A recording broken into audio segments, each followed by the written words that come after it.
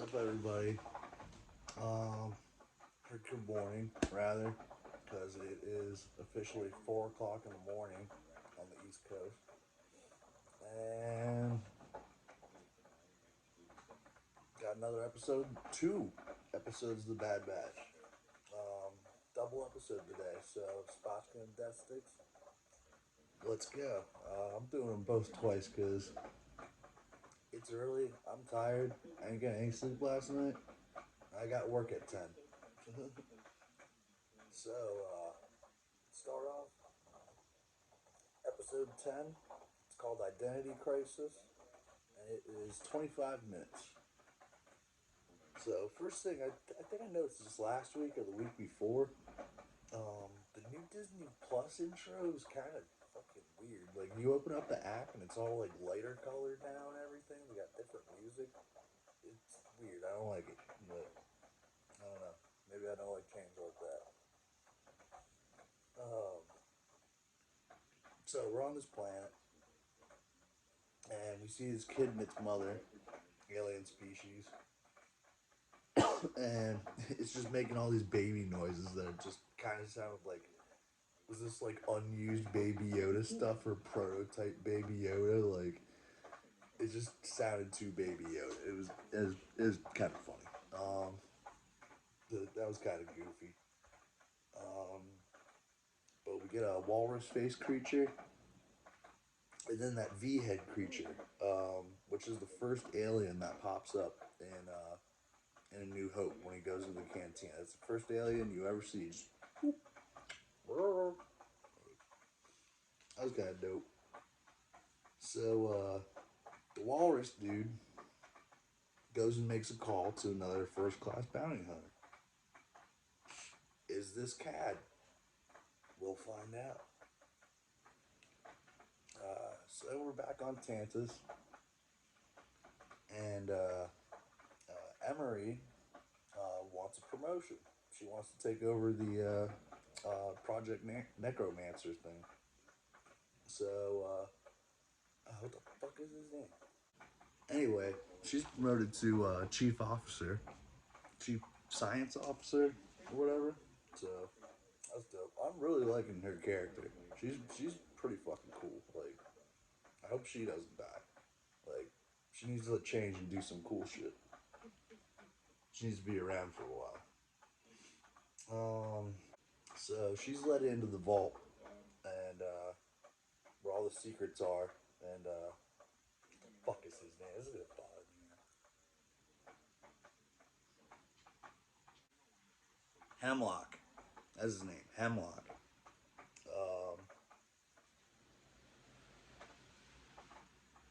So he brings her into the vault where all these secrets are and whatnot. And he's like, "You're gonna have to learn about all this, da da da da da." So we get in there, brings her to this room. There's a bunch more Emerys walking around and shit. Uh, and there's a bunch of Force sensitive kids in there.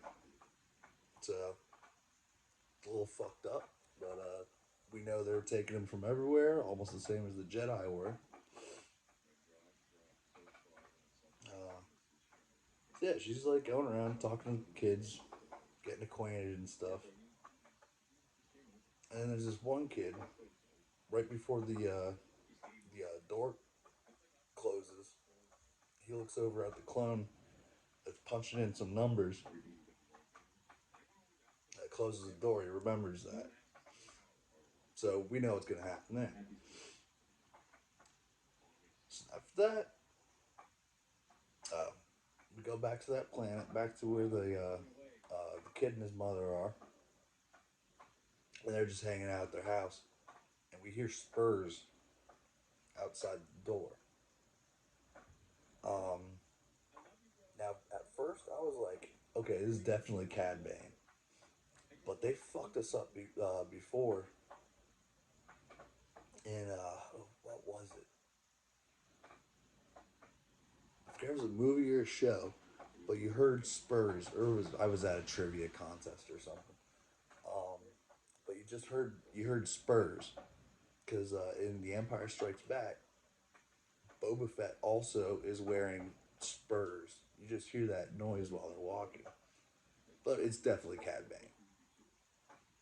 So he comes in, kills the mom, takes the kid. So they peace out. And now we're back on Tantus, where the kid, of course, tries to escape. Um, that's not happening. Um, troopers come in, stun him, and then he's set off. Uh, so Emery has been talking to these kids, and they all have like SP numbers. I think there's SP 52, SP 43, um, but they've all been using their names, and now she starts using their names. Uh, Pretty fucking cool. So she's getting acquainted. Like she is turning good. This is the identity crisis here. Like she knows they're doing wrong things. So she goes to see Nala Se, and this is off topic, and I'm not sure, but her voices always sound familiar in these cartoons.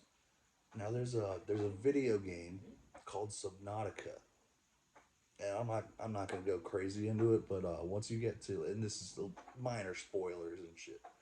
Um, Once you get to end game, there's a giant sea monster that talks exactly like she does. Like this monster's talking to you like telepathically and whatnot, but she talks like with the same cadence and same sort of voice that Nala Se does. So I don't know if that's the same voice actor, but if it is, that'd be dope because Subnautica is a dope ass game. Um, and we get Tarkin. So Tarkin is going to be in this at some point. He's going to be pulling some strings. I think Hemlock's going to die. See that happening. But so Emery goes back to her spot, and she's been hiding the Lula toy that Omega made. So she opens up the box, takes the toy, goes to the kids' chamber and shit, and just leaves it on the table in front of I think her name was Eva. So she comes out, takes it. Emery's upstairs, and I think she kind of cracked a smile. Pretty cool. That was like the end of the episode right there. And I'm gonna give that one a solid 9 out of 10. That was dope. That was a dope episode. A lot of character development, a lot of progression. Shit was going on. I like that. So let's go to episode 11. This one was called Point of No Return. Clocks in at 24 minutes. Um, so it's 1 minute shorter than episode 10. Now keep that in mind. Like, it's real weird.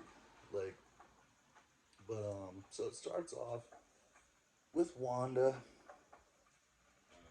She's going to do something like, I don't know, get just refueled or whatever. I don't know if that's like one of her pirate hideouts or something. Um, but yeah, Fee's hideout. But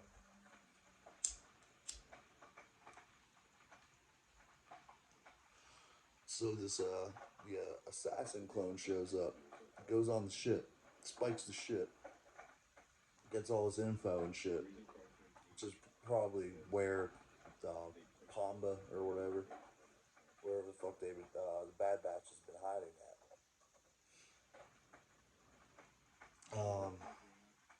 There's a weird scene like in between there when he takes off and he's flying by this like red planet. Um, and like it was so like just subtle, but it sounded like the First Order slash like Kylo's theme. I don't know if anybody else caught that, but it was just like kind of like a 2 second like little clip. It just sounded like the bam bam bam bam bam. So, and that'll come back later in the episode too. So we're back on Pamba, whatever, and we get Fat Mace back. The return of Fat Mace Windu. Deep cuts. If you know what that is, leave a comment.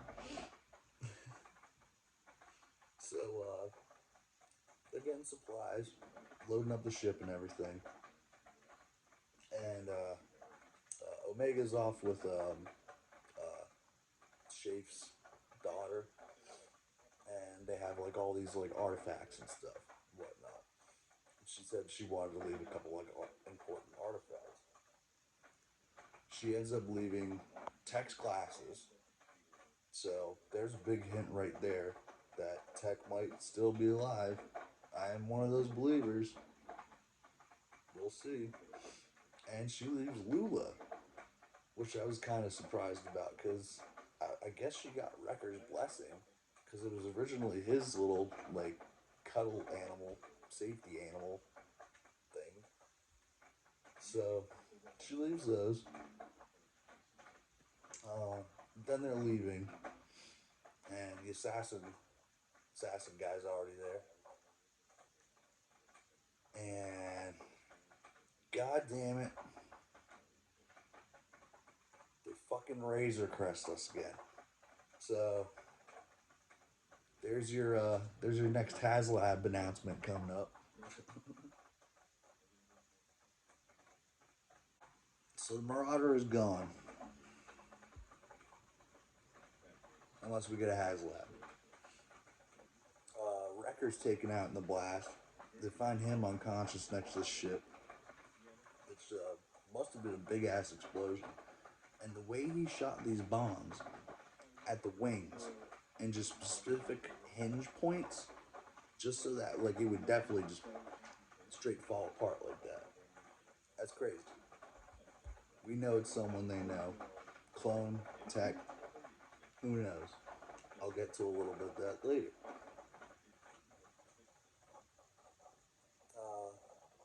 So now, the Assassin Clone's reinforcements with Scorch come in. And here's where it ties back to the Kylo music. Like, it sounds like First Order music. It really reminds me of the First Order music. I know, like, we still haven't gotten through the OT yet, like, but it's like a kind of like a flash forward to like Occupation and whatnot. But it's kind of weird that they use that music instead of like the Imperial March, maybe. Who knows? And here's where I'm kind of leaning that it's actually Crosshair's clone at this point, because he moves like him. He's got pretty much the same gun and everything. It's very, very coincidental. And we all know he was on Tantus. But, like, do they have, like, a very accelerated cloning process now? That's to be foreseen. But, so they're running around the city. They're occupying the city, like, terrorizing all the citizens and whatnot. They're trying to figure out what to do. So they come up with, Hunter's like, okay, I'm gonna go steal, one of the gunships, and we'll get the fuck out of here. Because they blew up all the ships on the island, like all the skiffs, all the boats, like any ship. So they're kind of screwed. Hunter gets shot down. Technically, he doesn't, because I'm gonna call him the Crosshair clone from now on. He snipes the pilot instead of Hunter. So is this like another callback to it being Identity Crisis? Even though like he's very, very badass with the Empire. So they're trying to figure out what to do now. Town's being terrorized. Omega's with Crosshair, and she's just like, I'm gonna turn myself in. Kind of a dumb plan. She's like, I'll bring a tracker. Of course you'll bring a tracker. That's gonna work out great, isn't it? So she gets taken. Of course they find the tracker. Crosshair is trying to run around like to catch the ship and shoot a tracker onto it. He ends up finding a bunch more clones or stormtroopers at this point. And he gets distracted. He has to fight them all off. Eventually he does. But he ends up missing the shot. It was kind of crazy. Like they were just out of range. You just see it go. So they miss. And then we're on the assassin ship. And Omega's sitting there. She takes her hat off. And I was almost thinking we were going to see into the hat. And there's like a little tiny tracker. Like something just blinking in there. There wasn't. But she closes her eyes and sighs. Like she's trying to use the Force to connect to something. Now, I don't think it's Crosshair, but they did have that connection in episode 9, I think it was, the end of episode 9 where they're meditating.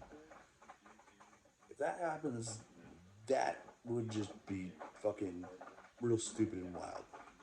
I don't really mind Omega using the Force, like to try and contact somebody, but if it is Crosshair, that would be fucking wild, and then he better survive in some sort of way. He seems older than the other Bad Batch, so he would eventually die of natural causes. But overall, now this is going back to the last episode being 25 minutes. This episode being 24 minutes. I felt like it was short as fuck. Like way short. Or it was just that action packed. I'm just sitting there like, whoa, okay. Because Identity Crisis seemed more story driven. This was more of, okay, start off like Act 1, Act 2, Act 3. Like Act 1 is them just kind of like getting ready to leave. You get the tech glasses, the Lula, and then Act 2 immediately is just like all hell breaks loose. Like we gotta get the fuck out of there. And then Act 3 is they're all split up and Omega gets taken. Very interesting episode. I liked it. I gave it an 8.7 out of 10.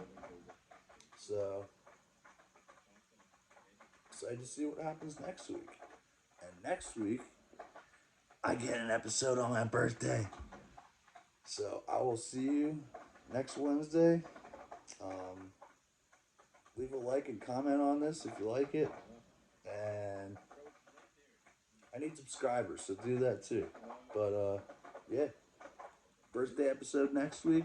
So, rock and roll. May the Force be with you. Spotchka Deathsticks.